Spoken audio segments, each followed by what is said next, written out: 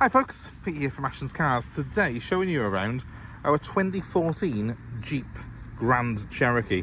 This is a limited plus edition, and this model of Jeep came out in 2012. Well, this shape certainly did, and it's based on the Mercedes ML platform, so a very familiar car to many people, and it shares that car's fantastic ride quality and also its very good off-road ability. But it did come with a new engine, a 3-litre CRD diesel engine, 6-cylinder. What's very important is that this model is the 2014, because originally in 2012 the engine for the diesel was the 194 horsepower version of this engine.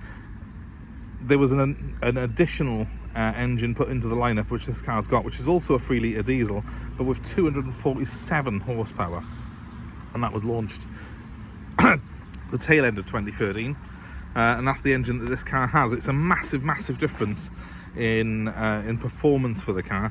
This car is a full 2 seconds quicker 0 to 60 than the previous model and the lower spec limited models of this year, which still have that lower powered engine. The great thing about it is that you get all that extra performance without any extra pain, because it's the same tax band and pretty much the same fuel consumption for the more powerful engine that this car's got than the earlier engine. So what I'm saying is, if you're going to buy one that's got this engine in it, the 247 horsepower version of the 3-litre diesel. That really is, in my opinion, the only engine for this car. But there's another good reason why you should go for a 2014 example like this.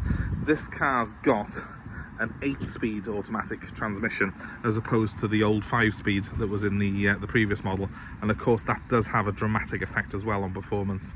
So it is something that you need to look out for, and there's an easy way of telling which version you're looking at. They look the same from the outside, but the gear shifter on here is a sort of stubby electronic looking affair, whereas on the earlier models and the lower spec models, it's a more rudimentary, sort of old-fashioned looking auto with an actual gator in it which you shift through. So look for the stubby gear shift if you are in doubt which model you're looking at. So yeah, we've got 247 horsepower here. It's a fantastic thing to drive. It's a car that's a rival to things like the X5 and of course the Mercedes ML, which shares the same platform as it. Jeep have got a fantastic reliability record, and they've got a record for fantastic off-road ability, and this car can really do some serious off-roading. Much like the Range Rover products, Jeep have always been very proud of their reputation as an off-road vehicle, so this car can do the dirty stuff as well. But you're far more likely to see this car cruising around with its 20-inch alloy wheels with road tyres on them, like this one's got, and of course it's very popular because it's just such a practical family vehicle. Now, a couple of things I need to tell you about this particular car. I'm currently driving it as my everyday car because I'm waiting for a plate transfer from the DVLA. Long story short, I've had to do a manual version of the plate transfer. They wouldn't do it online, so I'm waiting for some documents to come back for that. So ignore the reg plate that's on it. This will be on a 14 plate when we sell it. And also it's got a couple of little marks which I've got to get touched in by here, and one just on the very back end of the car there. But apart from that, it's immaculate, and I'm very much enjoying the drive. So I thought I'd do this video of it before it's all prepped, before the plates come off it, because then it'll be sat on our forecourt and I'll end up not doing a review of it. So let's show you around it. It's a good looking car. I have to say it's just the right size in my opinion. It's the sort of sweet spot. It's not as big as a Range Rover. It's more Range Rover Sport, maybe even a tiny bit shorter than that. But that's actually in a good way, because it's not cumbersome at all. It feels quite agile on the road, and it's very easy to place this car on the road. It comes with front and rear parking sensors, which actually extend almost down the side of the car. There's that many of them. They're very good, and it's got a very good reversing camera, a very clear reversing camera. It's also got the xenon lights, which are quite a sexy design, and they've got the LEDs that go all the way around them as well. It is a thoroughly modern car. They were making this one pretty much unchanged right the way from 2012 up to 2020, so it's a very modern looking thing. This one's finished in metallic black, which I think looks pretty mean, especially when you've got the black 20-inch wheels on it, which we've got on here. And as I say, the specification, they start off on a limited, and then they got a limited plus, which is the model we've got here. When you get limited plus, you get all sorts of extras, and it's even got things like rear heated seats. This car has sat nav, color touchscreen, pretty much everything you could possibly want in a car. And I'll show you through some of the interior and some of the features that it's got in there in just a moment. Practical, hugely. It's a big car with plenty of space, and I'll just open the boot for you. It's got an electric tailgate, which reveals a capacious boot. Look at that, absolutely huge. It's got a proper size spare wheel under there as well. We've got a subwoofer by here. We've got DC 12-volt sockets, hooks everywhere for your accessories. It's a really great thing. I know we've got a wasp inside the car as well. That's great, isn't it? But it's a good sized car, plenty of space, plenty of practicality, and a nice easy access load area for it. To close the boot, you just press a button by here and stand out of the way and let it do its own thing. Some people love these electric boots. I've got to be honest, it's a lot slower than a manual one. I don't really see the point, but hey, it looks good. It's a bit of a pose when you go to IKEA. In the back, sumptuous leather interior and ventilation here, which feeds through the aircon, as well as rear heated seats and auxiliary sockets there for your rear seat passengers, so they can charge their phones or what have you in the back while you're driving along. It's very, very good, in fairness, that it's got that. Cup holders as well built into the armrest. I love the combination of quite discreet sort of wood trim and sort of various colours and textures in here. It does feel quite a nice classy interior, and of course these seats do tumble forward if you want to make more use of the load space inside. Let's open this door as well. The wasp is gone. Fantastic. That was what my main object was before we got in.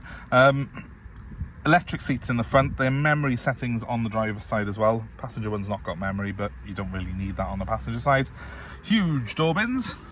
Easily put a bottle in there. Cup holders as well, where I have got my my cup currently. And well, we'll get in the driver's side in a minute and show you properly, but very nice sort of wood trim. It is very fine grain on it, look, but if I can zoom in there, I don't know if you can see it.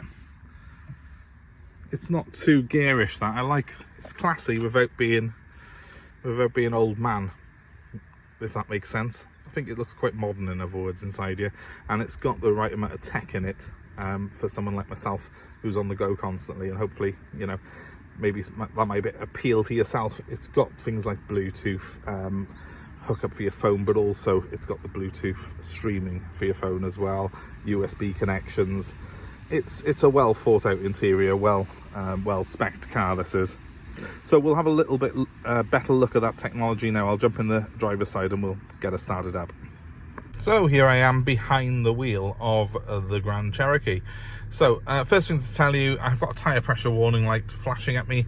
I need to reset the tyre pressures on the car, but they are absolutely fine.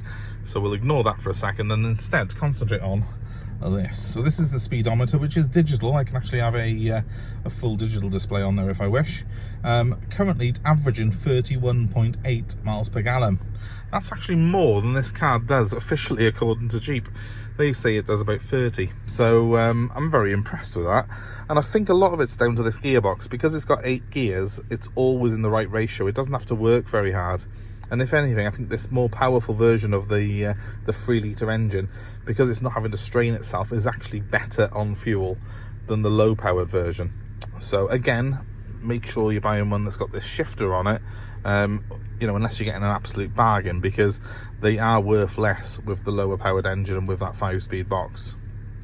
So we've also got a dominant, really, touchscreen here. This really is huge, this screen is. If I put it in reverse, you will find it also doubles up as a reverse camera, a huge reverse camera, which with a great display on it. And when we just got it on the standard setting here, we can pull up the map. We can put that full screen, I think, as well. Not that I'm very good at doing it. No, navigation, that's it. View map. There we go, full screen navigation. We've got climate control functions on here. We've got heated seat functions on here. We've got a dimmer for the mirror if we wish to, heated steering wheel. You know, the list goes on. We've got a media hookup for the phone as well as a digital DAB radio. Pretty much anything you could wish for on a car like this car has got. It is comparable, I feel, with the Range Rover in terms of the equipment level that it has. And that 8-speed gearbox can be selected manually if you wish to, using the paddles on the steering wheel here. You've got cruise control on the right hand side as well, and that actually operates a trip computer, which is where that central speedo is now, which you can do all sorts of things with. It's even got, as I said, I did manage to get on the digital speedo the other day, which was really cool. Average miles per gallon 31.8 over the last 5,000 miles. That's really good for a car like this. Really good in the real world, that is. So yeah, it's a nice clear display. The dials on the outer edges are actual physical dials, but the central one, the speedo one, is actually a digital image, and so you can change that to suit yourself, and you can have either a proper sort of speedo, like an analog looking speedo that I've got now, or a full digital speedo if you prefer that. Obviously the seats are heated, they're leather, they're electrically adjustable, they do all sorts of things. I've got controls here which are similar to what you get in a Land Rover, in that I've got different modes: snow, sand, auto, mud, rock. I got a low gear for crawling, a hill assist for going downhill. It's all very similar. If you've ever had a Range Rover product, it's very similar to what you get in a Range Rover. It's very similarly laid out as well. So in many ways I do feel like I'm back in a Range Rover when I'm in here, dare I say it. But obviously it is that little bit smaller and a bit more sort of easy to place on the road than a Range Rover. It doesn't feel as unwieldy when you're driving it, and when you're parking it, it fits in proper car parking spaces, this car does. So yeah, it sort of does really appeal to me from all angles. That I've got a nice big chunky armrest here which has got more storage inside, and a CD data thing there for the sat nav, as well as a DC socket. Massive glove box on it which has got my rubbish in it, so we won't open that just now. And of course the sunglasses holders and everything that you get in all these cars these days. The 6-cylinder engine is beautifully smooth. I'll give it a quick rev for you now.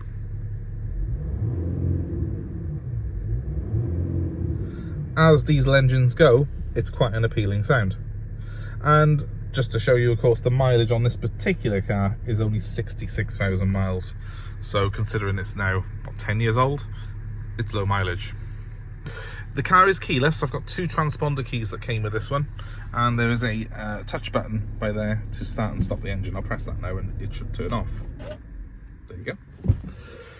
So a very sort of easy, user-friendly car, nice interior.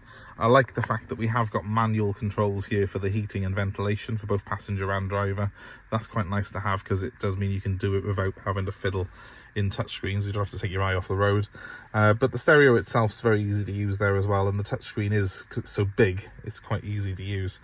So I do like all the aspects of it, really. Another cubby by here has got my phone in it currently, my phone charger at least, and an extra DC setup and an SD card reader as well. So you can put all sorts of media, I think, through that screen, which is really good. You can even open the boot from inside using a button there, but I won't do that now. Instead, I'll jump outside and tell you that if you're interested in this car, you probably need to give us a ring, because although I'm waiting for a plate transfer document to come back, this car is going to sell, I think, very, very quickly. It's the right spec, it's the right colour, it's the right mileage, and it's got full service history with it. So if you're looking for one of these, give me a call now, and if this one's available, we can take a reservation on it.